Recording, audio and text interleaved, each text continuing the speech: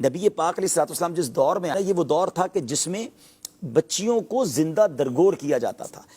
بیٹی پیدا ہونا ذلت کی وجہ سمجھی جاتی تھی. لوگوں کے جو ہے وہ چہرے کالے ہو جاتے تھے, پورا دن چھپتے پھرتے تھے اگر کسی کے یہاں بیٹی ہو جائے. میں آپ کو ایک واقعہ سناتا ہوں. ایک شخص نبی پاک علیہ الصلوۃ والسلام کی بارگاہ میں حاضر ہوئے. کہتے حضور جب سے میں ایمان لایا ہوں نا مجھے ایمان کی حلاوت مٹھاس نہیں ملی ہے, اور اس کی وجہ یہ کہ حضور زمانہ جاہلیت میں میرا بیٹی پیدا ہوئی تو بس میں نے اس کو اپنے لیے ذلت فیل کیا, اور میں نے اپنی بیوی کو کہا کہ اس کو ذرا تیار کر لو, بناؤ سنگھار سے تیار کرو. بیٹی بڑی خوش ہوئی کہ بابا جان کہیں گھمانے لے جا رہے ہیں. میں اپنی بچی کو لے کر گیا, میں نے ایک گھڑا کھودا اور اپنی بچی کو اپنے سامنے اس میں ڈالا. میری بیٹی مجھے پکارتی رہی کہ بابا جان کیا آپ مجھے قتل کر رہے ہیں. وہ چیختی رہی, چلاتی رہی. میں نے مٹی ڈال دی اور اس کو ایک طرح سے میں نے قتل کر دیا. حضور آج بھی میرے کانوں میں وہ آواز گونجتی ہے کہ بابا جان کیا آپ مجھے قتل کر رہے ہیں. جب بھی وہ آواز سنتا ہوں میں بے چین ہو جاتا ہوں, مجھے چین ہی نہیں آتا. اسلام کس قدر کمال کا مذہب ہے. نبی پاک علیہ السلام نے فرمایا کہ بے شک اسلام زمانہ جاہلیت میں ہونے والے گناہوں کو مٹا دیتا ہے. تمہارے گناہ زمانہ جاہلیت کے تھے, تم ایمان لے آئے, گویا اس کا مضمون یہ بنا اللہ پاک نے تمہارے وہ گناہ معاف کر دیے. جبکہ اسلام کی حالت میں یعنی مسلمان سے جو گناہ سرزد ہوتے ہیں وہ گناہ استغفار مٹاتا ہے. تو میرے بیچے اسلامی بھائیو یہ وہ دور تھا, اور پھر اللہ کے حبیب علیہ الصلوۃ والسلام نے اس دور میں اپنی بیٹی کے ساتھ کیا سلوک اپنایا اور رہتی دنیا کو ایک درس دیا کہ بیٹیوں کا مقام کیا ہے. احادیث بھری پڑی ہیں بیٹیوں کے فضائل پر. نبی پاک علیہ الصلوۃ والسلام فرماتے ہیں جس کا مضمون ہے بیٹیوں کو برا مت کہو بے شک میں بھی بیٹیوں والا ہوں. یہ جملہ کتنا پیارا ہے. پیارے آقا نے اپنی نسبت کی ہے, میں بھی بیٹیوں والا ہوں. اور بے شک بیٹیاں تو بڑی مہربان, غم گسار, دل لبانے, یعنی بچیاں گھر کی رونق ہوتی ہیں.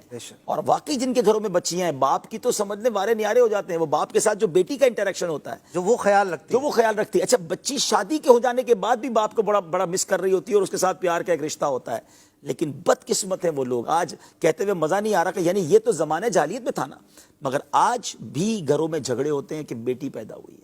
آج بھی موڈ آف ہو جاتا ہے. وہ عورت سوچے, ساس بعض اوقات ہوتی ہے یا وہ نندے ہوتی ہیں جو بھابھی یا بہو کو تانے دیتی کہ تمہارے یہاں بیٹیاں پیدا ہو رہی ہیں. شوہر اپنی بیوی سے لڑ رہا ہوتا ہے کہ ابھی تک بیٹا پیدا نہیں ہوا. کیا یہ اس کے ہاتھ میں ہے؟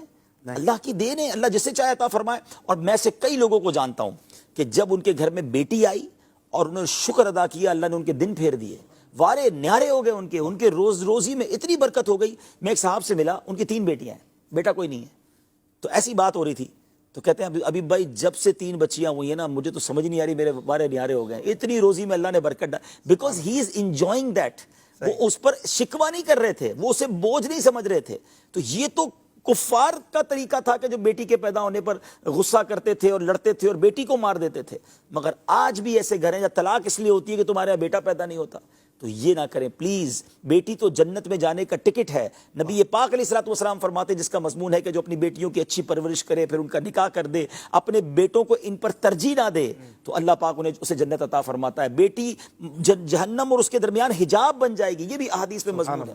تو اس قدر فضائل بیٹیوں والوں کے ہیں. 3 بیٹی پر بھی فضیلت, 2 پر بھی. راوی کہتے ہیں اگر 1 بیٹی کا بھی سوال ہوتا تو نبی پاک فرماتے وہ 1 بیٹی کی جو صحیح خدمت کرے وہ بھی جنت میں داخل ہو جائے گا, اس پر بھی جنت واجب ہو جائے گی. جب گھر میں بندہ کوئی چیز لے کر آئے نا, حدیث پاک کا مضمون ہے, یعنی مثال کے طور پہ ہم فروٹ لے کر جاتے ہیں یا کوئی چیز لے کے جاتے ہیں, فرمایا بچیوں سے سٹارٹ لیں, بانٹنے میں بھی. اچھا, تقسیم میں بھی بچیوں کو دیں پہلے, یعنی ان کو ترجیح گویا ایک طرح سے دی جا رہی ہے. کیونکہ یہ بعض اوقات احساس کمتری کا شکار ہو جاتے ہیں, نازک دل ہوتے ہیں. اچھا دینا اپنے بیٹے کو بھی ہے, لیکن بھائی بیٹے کو ہی ساری ترجیح مل رہی ہے, یہ میرا بیٹا, یہ میرا کماؤ پوت, یہ نہیں ہونا چاہیے. ان کی دل آزاری نہ ہو. دوسرا, اب اس کو اور نیچے لے کر آتے ہیں کہ بعض علاقوں میں یہ بھی کہتے ہوئے مزہ نہیں آ رہا, انٹیریئر پہ پتہ چلتا ہے, کئی جگہوں پہ پتہ چلتا ہے کہ بچیوں کی شادی نہیں کی جاتی, کہ شادی کریں گے تو اس کے جہیز کے ذریعے ہمارے پیسے چلے جائیں گے, جائیداد اس کو دینی پڑ جائے گی. اچھا اسی طرح انتقال ہو جائے تو بھائی بہنوں کا جو ہے وہ حق ادا نہیں کرتے, ورثہ کھا جاتے ہیں کہ بھائی ہم نے ساری محنت کی تھی. جو اس کا شرعی حق ہے وہ اسے دیں.